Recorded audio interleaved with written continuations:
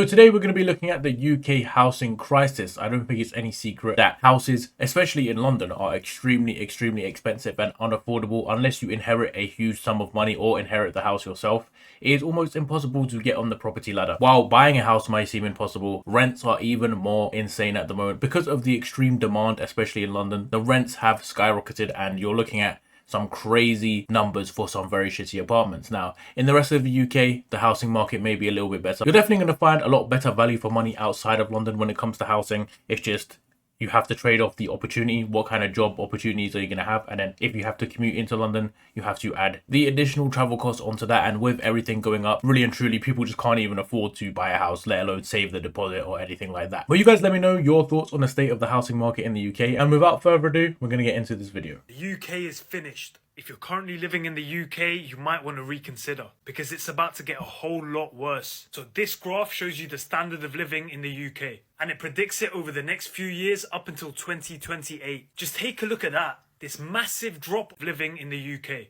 and it predicts it over the next few years up until 2028. Just take a look at that. This massive drop after 2023 shows how bad it's going to get. The standard of living in the UK is going down the drain. And take a look at this. If you wanted to rent a one-bedroom flat in suburban London, not even in central London, it will cost you 2.2k per month. Honestly, how can anyone afford this? Because that... Now, I will say this is a bit of false advertising. This video is a few years old. He made this in 2023, hence the sharp drop off. And maybe this guy is shilling, moving. We did see the same guy in the Why Is Everybody Leaving the UK video where he was saying the best destinations to go to. Now, 2.2k for a one bed in London. Yes, in expensive areas, it will be like that. Even in some more mid areas, but like in my area, in like decently commutable areas, man, 2.2, it's going to be more like 1.5. You might be able to get a 1.3, but yeah, I've seen a lot cheaper for a one bed. I mean, and 1.5 is not cheap, but 2.2 I think is probably cherry picking a little bit on the prices. Average salary in the UK per year after tax is 28k. And if you're renting, I also feel like you got to do the, if you're looking at a London house, you got to do the average salary in London, which I think is 37. one bedroom flat, you would only have £130 per month left over for everything else. So no wonder so many people are in debt. Taxes are likely to go up, inflation is at an all-time high, and rent prices are unaffordable. There are so many different countries around the world where you can have a good standard of living. So why would you choose to live in the UK? It's already the second most unequal country in the world. Because honestly, if you stay in the UK now, it's just going to get so much worse. And yes, all countries do have their problems. But the way I see it, the UK is finished. And it's not getting better anytime soon. Well, what I will say is,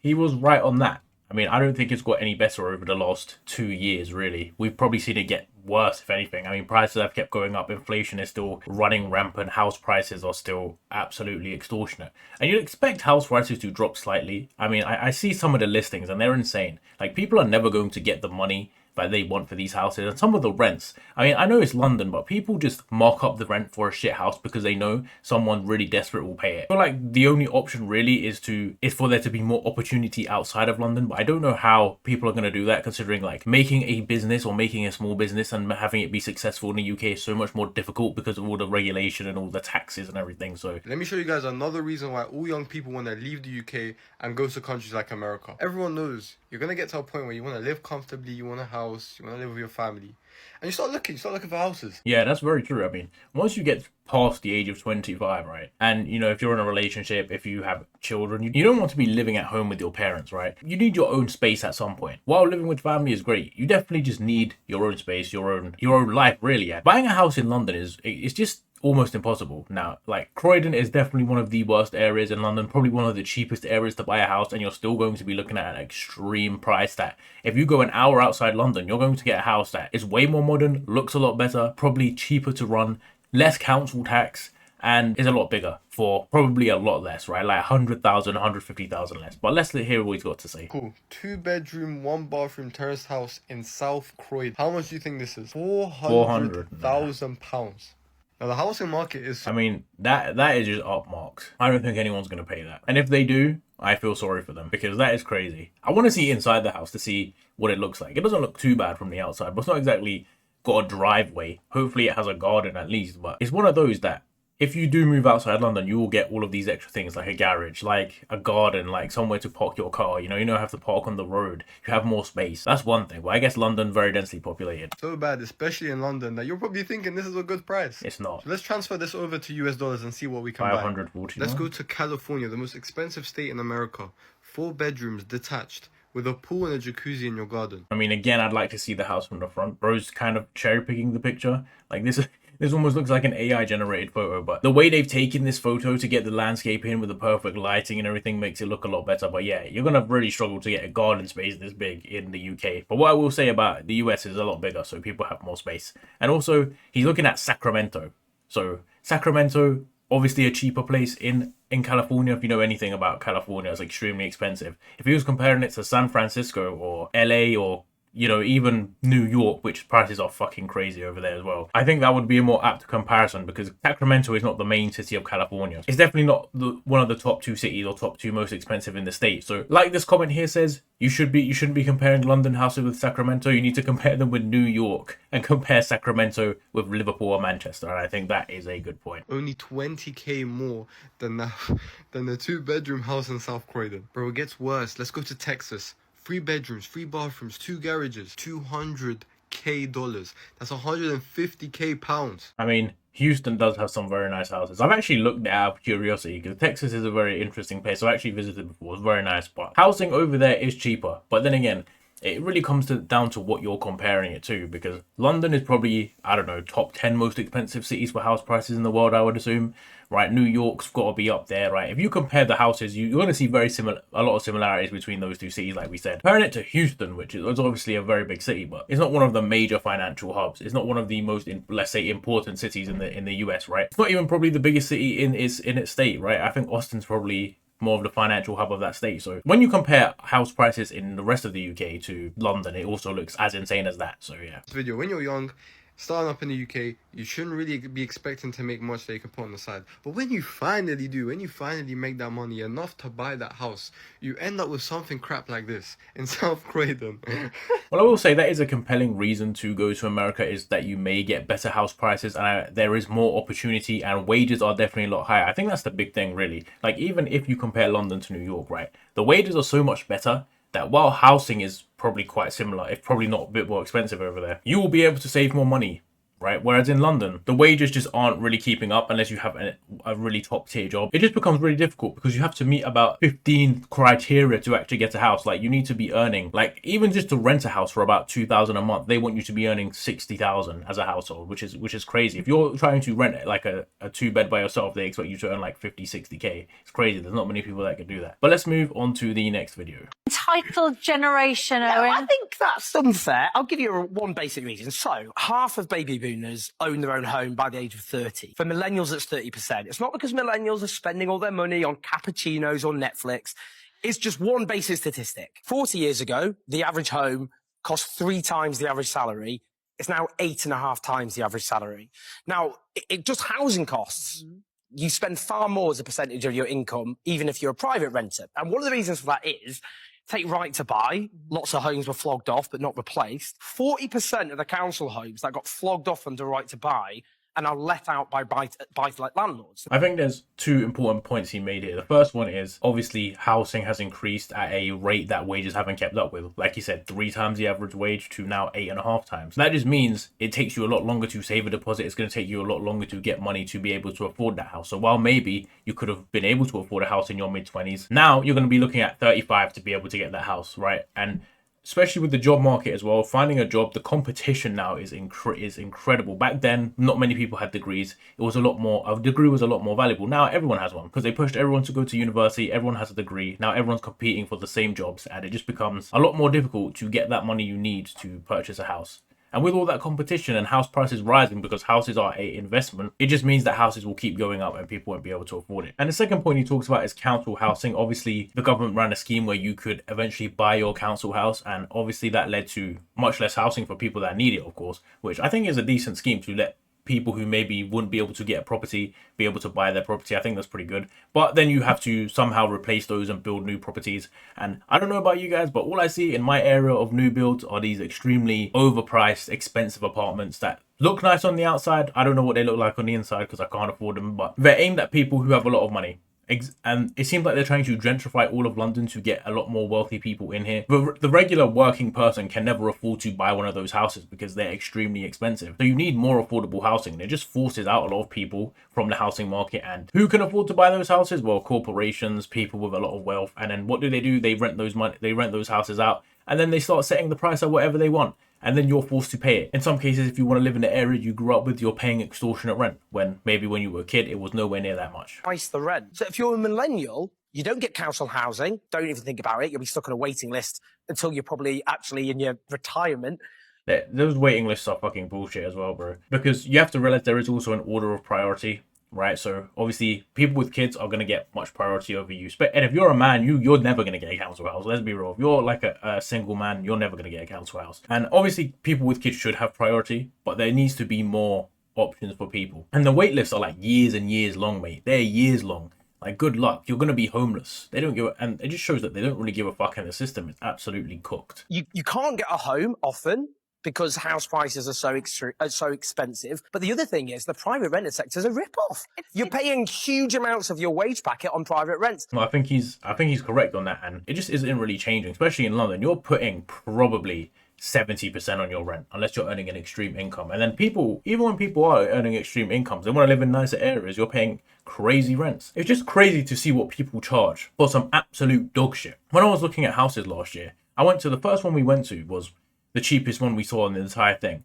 right? And it was still £2,000 a month, right, for a 3-bedroom. And it was awful, bro. It was falling apart, bro. It was dog shit. And the guy had the gall to charge £2,000 a month. I was lost. It wasn't even near any good travel links or nothing. It's mad. It's mad what people will do. But I just think it comes to this point where people buy a house and they think it should just replace their job. It should be income, right? And I don't think anyone should buy a house for the sake of making money, like earning a regular income. I just don't think it's a good idea, especially in today's day and age. There are no houses for the youngsters. And that's about it, really. There isn't much more to say, as the politics are bad, the government is bad. We need a complete reshuffle. Do you feel sorry for young people trying to get on the housing ladder? I do, so much, yeah, because they don't have a chance, do they? There's no hope for them. I mean, where are they going to find 30,000 to put down as a deposit? Rents are incredibly high. So no, I don't think it's fair on them. A lot of the people commentating on the housing market about advice given to young people seems to be stop eating avocado on toast, stop buying coffees. What do you make of sentiment like that? People don't realize how stupid that sounds, bro. It's always the most entitled people who came from rich backgrounds on the news or on YouTube talking about this bullshit like that, bro. Because they don't care about those little costs. Now, look, little costs add up, but a Netflix subscription is not changing your housing deposit. I'll be real. That £13 a month or whatever it is now, let's say £150 a year for Netflix. If you save £150 a year for 10 years, you're at 1,500. Now, you'd hope to save a deposit faster than 10 years. Let's be honest, because even if you start working at 18, you have enough for deposit at 28? When, people in this woman's generation would have been able to do it in like a year, maybe 2 to save a deposit, right? People who are single parents, they don't have avocado on toast. They'll probably be lucky if they get a piece of toast, never mind about avocado. So no, that's rubbish. That's very true as well. I didn't even think of that most people can't even fucking afford normal stuff. How the hell are they gonna afford a deposit on a house? How are they gonna save for it when all of their money goes out, or more money than they make goes out? Any advice for someone trying to get on the property ladder at the moment? I can't give them any advice. I mean, what do you say to them? Go and get a job. There are no jobs. Go and get higher wages. They don't pay higher wages. True. You go to university, you come out of university, they all expect high-paid jobs. They're not there. And the few that are there are snatched up, aren't they? The creme de creme. Like I mentioned earlier, the competition for jobs are so high that degrees are almost meaningless in many sectors, right? And even now, if you start getting these useless degrees, like whatever it may be, art history or whatever, what are you going to do with that? Like that degree is almost worthless, and now you're in debt for it. And even like the good degrees, engineering, computer science, people started realizing that, whoa, these degrees are going to guarantee me a good job. Now everyone flocks to those degrees. So unless you are one of the best, you know somebody in the industry, it's going to be very, very difficult to get a job, especially a high paying job. And you're going to end up working a job you don't like, or working a job that pays less because there just isn't enough to go around. And like she said, what advice can you give someone? So you can't really earn more money. You can't just rock up to your job and ask for a raise. Like, I work in a supermarket, and even if I'm one of the best, let's say I'm one of the best workers in there, I can't just rock up to my manager and be like, yeah, can you pay me more? Because they're gonna laugh and be like, nah, everyone just gets the same in it. You know what I mean? So we've looked at some TikToks that illustrate the problem and given us some of the reasons why. Now we're gonna look at some very interesting listings in the UK, because some of these listings are a disgrace, right? And there's almost whole TikTok pages dedicated to showing the worst of the worst. And I might have to make a whole dedicated video looking at some of these dog shit listings, but let's just have a look at these and let me know your thoughts in the comments. You guys seen this property in South London that this landlord is charging £1,000 per month to rent? I mean, have a look at that. It's basically just a hallway with a bed and a wardrobe. This is like a landing. Bro is literally in the hallway. That's not even a room, bro. That's a hallway. Man said, I'll rent out my hallway for you. No privacy or nothing. You get a bed and a wardrobe, bro. That's it. And it's £1,000. I wonder where that is. Like, where in London can you do this? Like, what borough? Because I know in my area, you could get a house share for cheaper than that. Like, you could get a house share. At least you get a room, right? I know house shares aren't fun, and you probably be living with some creatures or whatever. And what's funny is some of these comments are absolutely killing me, because one said, that's really cheap. What's the number of the landlord? Which, you know, fair enough. And then the next guy just goes, if the location is good, it's well worth it, because some people will only use it for sleeping. I mean, I guess if you're working 18 hours a day and you just need a bed, then I guess that's fine. But this is another better picture of it. It's literally the top of the stairs, a bed and a wardrobe. And then downstairs doesn't get much better. what I will say is at least you got a double bed, you know? You head down those stairs and you've got a small kitchen and I assume a toilet somewhere around here. I don't even know if it has a toilet. But London is getting more and more precarious by the day. Wait, is that whole flat? I thought it was just a room. So you get the kitchen as well. I wonder how many flats they turned this house thing into, right? Because I thought it was just a corner. But I guess you do get the downstairs. You get a little kitchen. Fairs. You got yourself some dinner. So here's another one. Literally looks like a shed. You know, you got the front door, a bed, you know, some hooks and a radiator. 900 a month. And then you got the toilet. Looks a bit ominous, something you'd see in a horror movie. But yeah, it's literally this shower is not even finished. What is this, bro? What, you couldn't like give him some proper storage? They just like bolted some wood together. Oh, it looks grim, bro. It looks like a prison. It absolutely looks like a prison. I hope this isn't real. I hope this isn't real. But it looks real. It looks like a prison. The reality is you don't even get a fucking kitchen with this one. So where are you cooking your food? You're gonna get one of those little hot plates.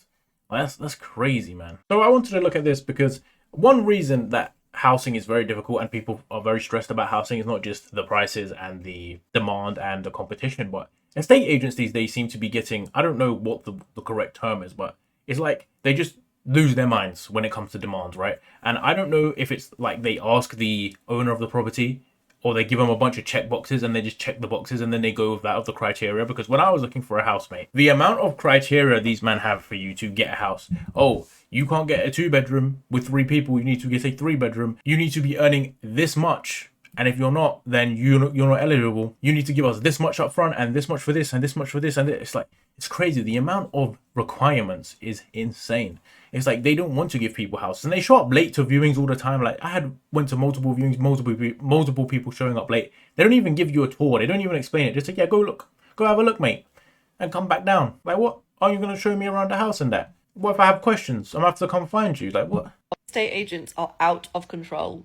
They're absolutely out of control and we need to do something to stop them. My friend received this email today after booking a viewing in for a property that apparently we need to put an offer in literally as soon as we see it if we want it. Otherwise, there's no chance of us getting it. Literally, same thing happened to me. These men will be like, yeah, we're taking offers tomorrow. So go home, think about it and send it to me tonight. Because if you don't, you're not going to be considered and you'll have no chance. That happened to me in multiple houses. I mean, especially the more nicer ones, the ones that have been a bit renovated or they don't look like crap. Those ones are the ones where the competition is crazy and these men just want as many offers in straight away as they can. And whoever makes their best offer, they're just going to accept it. But this is the email that followed after she booked said viewing. Here is an offer letter in advance for you to have when you view X property. I just wanted to prepare you. Offers will need to be in on the day, if possible. Do let me know either way what you'd like to do. Fine, okay, whatever. I've attached an offer form for you. If you decide to go ahead with the property, please fill out the form and send it back to me here with a little bio about yourselves. Fine, that's pretty standard these days. I still think it's stupid, but whatever. Here are some tips you can to increase the chances of your offer being accepted by. Makes perfect sense. Number 1, offer over the asking price. Yep, that is a thing. They want you to offer more money, and already a lot of these things are priced, right? Whether it's a house price or just the rent, but they're already overpriced. But they want more. And I've seen some people purposely sandbagging listings on like Zoopla, right? They'll list them a little bit lower, right? Or they'll list them extremely high and start dropping them so it says reduced, so it looks better, right? They all try to use these tactics to make you think you're getting a good deal when you're not. If possible. Now this, do you think I would be viewing a flat at this price if I could afford a flat over? Exactly. That's the whole point. Most people already are looking at their max budget or close enough to it, so they can't stretch their budget any further. I don't understand. Anyway, moving along. 2, long contract length. Of course. Fine, okay, whatever. Both of these things actually aren't really going to matter once the renter's right bill comes in, but still, they're tips to be had, apparently. 3, long contract lengths. What is that, 2 years, 3 years? I mean, most things go on a 1 year rolling basis these days because they love to put up the rent, and most people, when they realize how shit the house is, they want to move again. Sticking to the move-in date or sooner. Right, so do you want me to stick Who wouldn't? Unless people don't move out. But there's a few situations that I saw last year when I was looking. People just aren't leaving the house, so you can't move in. And then they're like, yeah, sorry, I know we showed you the house, or I know we said we would show you the house, but we can't now because these people are refusing to leave. To the move-in date, or do you want an earlier one? Because if you wanted an earlier move-in date, why didn't you just put an earlier move-in date? I don't really understand. They'll give you a date. Sometimes they try and push it back, or sometimes they want you to move in earlier. The reason they want you to move in earlier so you give them more money, or sometimes they just can't get the people out from before, like I said, and they haven't cleaned it. They need time to do all that stuff. I don't understand why it's so difficult to just get things rolling. I know there's a lot of rights with kicking people out of houses, right? But why is your house listed if people haven't moved out? I went to a few viewings where people are still in the house, and it's like, bro, it just feels weird. I'm walking into a man's house and seeing all his stuff, and he's just chilling there. It's like, it's weird. Paying up front from 3 to 6 to 12 months if possible. Oh, yeah. Yeah, I mean, they're going to ask for at least probably 1 month rent at the start, maybe 2. In some cases, if your income is not what they're expecting, so for most cases, they want like 60k combined household, at least 60 to 70 for most. But the one way you can get around that is if you have savings and you can give them a year up front, well, boom, they know you can pay. You've paid. There's no risk of you not paying. But how many people have 12 months rent up front? Like if you're paying, let's say £2,000, that's 24,000. Boom. That's almost a down payment on some houses or even a car, mate. Crazy. Yes, sorry. Let me just get this £27,000 that's sitting in my bank account and put you up front for a rental. Why didn't I think of that sooner? Oh my goodness. I'm so glad you gave me these tips and tricks because now I just feel like I'm going to get every flat I've ever wanted. Fucking idiots. Number 5. Offer a rent increase each year. Nah. All I'm saying is, like, man ain't giving you more money each year, bro. Unless you're renovating their house and making it new and fixing everything on time, because most landlords are bare lazy, bro. The 2 that I've had, just bare lazy. They don't fix nothing. They take their damn time to do anything until it's so bad they have to fix it. Unless they come and renovate my whole house while I'm living there, they ain't getting more money. They can find someone else to pay that, especially if the house is dog shit, bro. Unpopular opinion, you're going to hate me, but I'm going to tell you guys anyway. Move out of London. Okay? The social housing it's in titters. And it's not just... I mean, there isn't really any more social housing, and the demand for it is crazy. I remember when I watched that show, Can't Pay, Take It Away, with the bailiffs who would go and evict people. There were people with kids who had to get council housing, but the council would send them out. Like, they're in London, they'd send them to different cities or different towns, like, hours away to get housing, right? Because they didn't have any in London. I'm sure the quality of it is shit. There isn't enough to go around. I mean, moving out of London is kind of saying the same thing we said in that video of why everyone wants to leave the UK. It's like, it's a good idea if you want a more affordable life. It's just, it's a very different life. Because a lot of places, while they may be nice, there's not a lot to do in a lot of places, right? And as this comment says here, a guy moved to Kent, right? And he wants to go back to London because there's nothing to do, right? And it's affecting his mental health now. I'm not going to lie, London will affect your mental health too. So, but it's like, you also have to remember the life will be different, right? And I think if you're a bit older, right, if you're starting to get to 30s and you have kids, it is a good idea to move out, especially if you have a job you could particularly commute into London, or you have a job in the different area, that could be good. But if your job's in London, you're cooked, bro. You can't move because you need to do work that job to live. And wages outside London, don't forget, the minimum wage is totally different. It's lower. The opportunities are lower. There's not going to be as many jobs as well. So yeah, it's a double-edged sword, really. In London, it's in titters everywhere. But if you're living in London and you're used to London rentals, and then you go provide yourself a private property somewhere in Birmingham, Leeds, wherever it may be up there, you're going to be laughing. I know it's not what you want to hear because you want to stay close to family and all of that. I get it.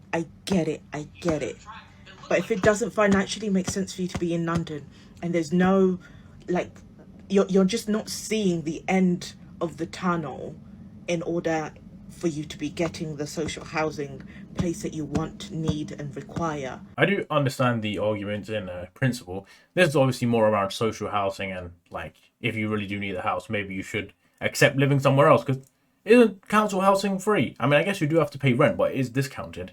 So, yeah, man, like, it would make sense to move. Like, you're getting a fucking almost free house, bro. Don't be being too greedy. You know, beggars can't be choosers and that, but yeah, in all honesty, if you can move out of London, it's probably a good idea. So we're going to take a look at one last TikTok. This is going to terrify you. There are more houses on the market right now than have ever been in the last 10 years. House prices in real terms are down 17% since September 2022. Now, why is that scary? Why is that terrifying?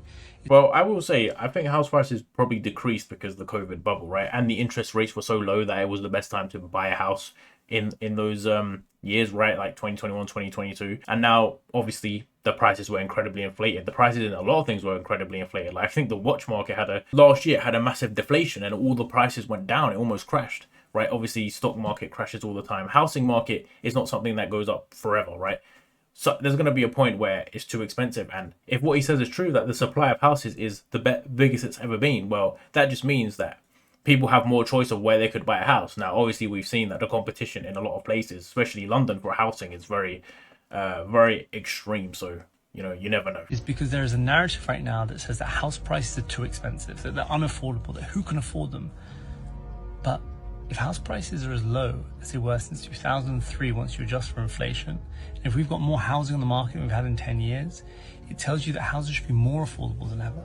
But if we still can't afford houses, what does that say about the value and the income that we're generating? The truth is, my friends, that house prices are not going up, right? They've been flatlining for a long time. They've capped out because well, let's actually have a look at this because I'm not sure I believe him. So this is the graph of house prices in the UK. Now, he said house prices are flatlining. So we look at adjusted for inflation. This is the trend of houses obviously going up, you know, kind of smoothly, increasing year on year. We get to here, you can see that adjusted for inflation, is not the most expensive ever been, and it is kind of on a downswing. Well, it was to the middle of last year. So yeah, house prices may be getting a little bit cheaper or flatlining a little bit, but let's be real, wages have not increased. Wages do not increase a lot. Like, even if you're working minimum wage, all you get each year is like 50p extra, 70p extra an hour. It's not helping you that much, right? Considering house prices are still extreme, and it doesn't also take into account how much the cost of everything else is increasing. So yeah, let's continue. Average British worker can no longer afford them, even when they combine salaries with their spouse. What's really happening is that we are now post the new colonial era. For the last 75 years, we have benefited off the backs of people working for £1 a day in developing nations. And that's why we've now seen a 44% increase in salaries in Poland since 2017. The Vietnamese have seen a 66% increase in salaries over the last 10 years, yet the British worker has only seen 0.1% growth since 2017 in the average salary. Well, I think that's kind of explained with the fact that we did profit off a lot of cheaper labor in these countries, right? And we allowed our economy to grow, and that allowed our wages to grow at the same time. Now, a lot of the cost of what we used to do in those countries is increasing a lot because the wages are increasing a lot. So let's say 44% increase, like it said, in wages for Poland and 66 in Vietnam, whatever. Like, that just means your cost of whatever you're producing there goes up, meaning whatever you're buying from those countries is going up for you. You're paying more money for it. So there you go. And it's not like the UK is in a booming economy. We're not exactly producing much. So it is quite difficult for wages to increase unless, you know, something dramatic happens and we get the economy on track again. But so if all of our contemporaries in developing nations, their salaries are increasing 100 times the rate as yours, guess what? The cost of everything they produce goes up. And so those clothes that you buy, the food that you buy, everything that we source from abroad, those workers who used to produce it for us for £1 a day, $1 a day, they don't want to do that anymore. So the cost gets passed on to you. This is the effect of being in a weakening UK economy relative to everybody else. That is why everything feels so expensive. That is why everyone thinks that house prices are going up, but really what's happening is that your salary and income is being devalued and house prices are staying pretty stagnant. That does make sense. We did look at some of the data, and I guess when you adjust for inflation, house prices are somewhat staying flatlined or decreased from their peak when you compare it inflation wise, right? But in terms of actual price, they're still increasing, right? Like the houses are still increasing in price, it's just that your money is becoming less and less valuable, I guess. And he's not wrong with about the wages and all of that. And you know, here we're kind of stagnant. We can't afford much more because everything's increasing. And I don't think it's just that. I mean, there's plenty of things. I think corporation greed definitely feeds into everything, right? Because, you know, whether it's energy companies or supermarkets, they mark things up way more than they need to because they just want to post record profits. And I think it's the whole COVID thing. Companies were posting these record profits, stock market soaring, everyone was making money. And companies now, it's all about outcompeting each other. It's all about who can post the best growth, who can post double-digit growth, who can post 50%, who could be the next Nvidia. That's what all these companies care about. How much money can we make? How much growth can we have? We don't care about, you know, our workers. We don't care about how much people pay. We don't care who we fuck over. We just want to make as much money. And that just leads to not only shittier products and things going up, right? Because if costs go up for them, they're just going to try and pawn it off on you. And that's kind of just how it goes. And houses are no different, right? And that kind of just has the knock-on effect to housing, right? Obviously, it would be nice if everyone could just have a house. And unfortunately, that's not the way it goes. Housing has become a commodity. It's not, I guess, a right, even though I guess housing is a right? But who knows, man? You guys let me know what you think in the comments below. And I'll see you all in the next one.